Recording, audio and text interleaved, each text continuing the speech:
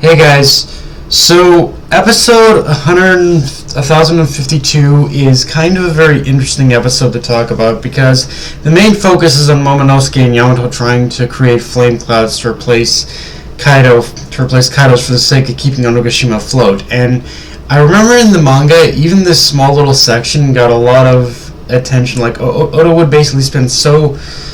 spend so much time just focusing on Momonosuke creating flame clouds that there would be times that would take up entire chapters. The anime, of course, is doing this too, but going off what I've said the last couple of weeks about how the production staff of the anime seems to be handling the flow of events, especially how the production staff is handling the flow of events, especially with like stuff like Kaido's fights and all that, I feel they're also handling the Momonosuke segments a bit better, or at least in this episode they are, as just by at least knowing that if we're gonna focus on an episode with Momonosuke, we gotta intersplice those moments with other scenes to break up the monotony. And although there may come a point where that could still happen, one thing I'm really happy about this episode when it comes to Momonosuke stuff is I'm at least glad for now that Toei is not falling back on extending the length of the Momonosuke scenes themselves, and instead just pretty much intersplicing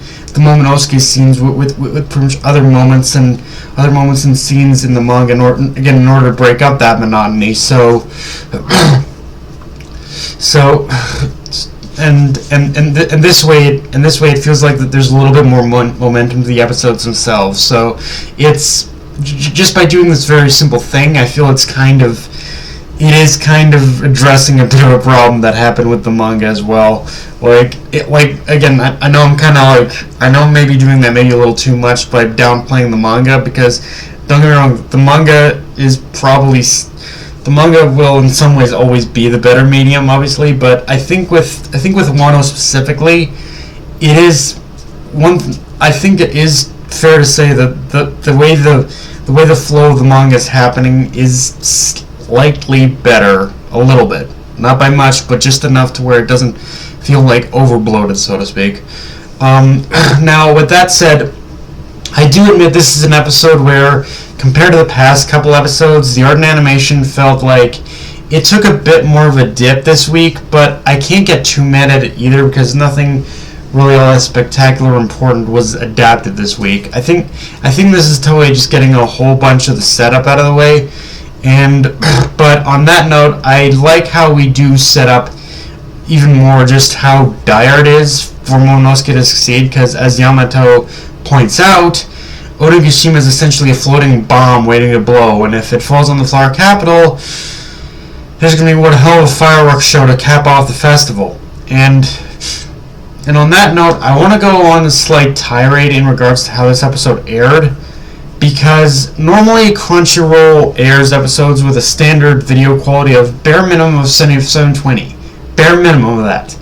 But this episode was aired with a video quality of 240. And honestly, I need to meet the guy responsible for airing this episode this way, because while I don't want to be one of those people who complains about minor shit like this, I can't deny either the episode did look noticeably blurry, and because of that, it did kind of ruin the enjoyment a little bit. So I hope this is only a minor technical issue, and that they will eventually fix this. But yeah, airing it the way they did is like, what the fuck happened to the video quality of this episode? I don't know.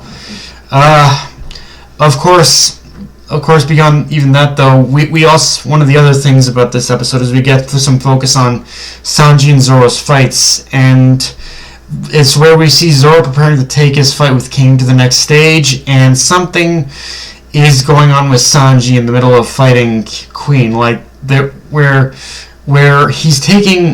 you can see he's taking hits.